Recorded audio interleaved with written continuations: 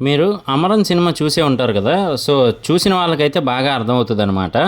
నాకసలు డౌట్ ఏంటంటే, అసలు నిజానికి డబ్బులు వీళ్ళకి కదా ఇవ్వాల్సింది. అంటే మినిమమ్‌లో మినిమమ్ లక్షల్లో గాని అలా ఇవ్వాల్సింది వీళ్ళకి కదా! కానీ ఇక్కడ జరిగేదేంటో నాకసలు అర్థం కాలేదనమాట. అసలేంటి, దేని గురించి అని తెలుసుకునే ముందు కొత్తగా మన ఛానల్ చూస్తే సబ్స్క్రైబ్ చేసుకోండి. అలాగే లైక్ చేసి సపోర్ట్ చేయండి.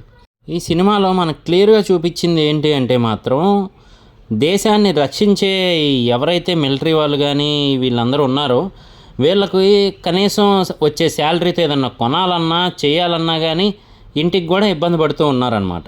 అంటే ఏదన్నా ఇల్లు కొనాలన్నా కనీసం ఈఎంఐ కట్టడానికి గానీ ప్రతీదీ గూడా తగ్గించుకుంటూ, అన్నీ గూడా కంట్రోల్ చేసుకుంటూ, జాగ్రత్తగా అయితే చేసుకుంటూ ఉన్నారనమాట వచ్చే శాలరీలతో. కానీ మిగతా వాళ్ళకి మాత్రం కోటాను కోట్లనమాట. అలాగే లక్షలు లక్షలు వచ్చి పడతా ఉంటాయి. సో, మరి వాళ్ళు ఎవరు అనేది మీకు బాగా తెలుసు. అంటే నేను కష్టపడి పని చేసుకొని ఒక రేంజ్‌కి వచ్చిన వాళ్ళ గురించి అనట్లేదనమాట. మిగతా ఏ కేటగిరీ అనేది మీకు తెలుసు కదా! సో, ఆ కేటగిరీ వాళ్ళకి మాత్రం కోటాను కోట్లయితే వస్తా ఉంటాయి.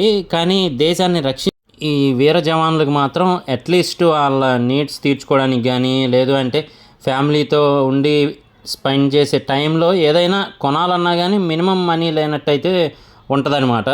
సో, మరి నిజానికి ఇవ్వాల్సింది వీళ్ళకి కదా శాలరీ లక్షల్లో ఇవ్వాల్సింది. కాకపోతే మరి ఎందుకలా ఉంటుంది, ఏంటి అనేది మాత్రం నాకైతే అర్థం కాలేదు భయ్యా. అలాగే ఇక యాక్టర్స్ పర్ఫార్మెన్స్ అదంతా కూడా బాగుంది 'అమరన్' మూవీలో అయితే మాత్రం.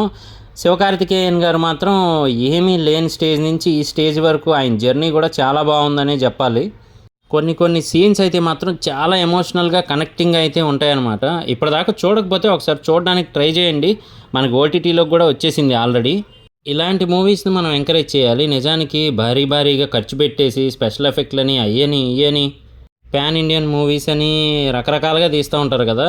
కానీ ఇలాంటి మనం ఎక్కువగా ఆదరిస్తే గనక ఇంకా మనకు తెలియని హీరోస్ ఎవరైతే ఉన్నారో వాళ్ళ గురించి చెప్పే ఛాన్స్ అయితే ఉంటదనమాట. సో, నాకైతే మాత్రం చాలా బాగా నచ్చింది మూవీ.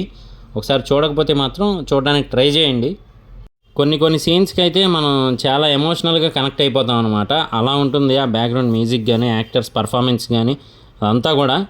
సో, ఓవరాల్‌గా అయితే మాత్రం ఇది మూవీ చూసిన తర్వాత నాకు అనిపించింది. మరి మీకేమనిపించింది అనేది మూవీ చూశాక కింద కామెంట్ చేయడం మర్చిపోకండి. నేను మీ ప్రసాద్. మళ్ళీ నెక్స్ట్ వీడియోలో కలుస్తాను. Love you all.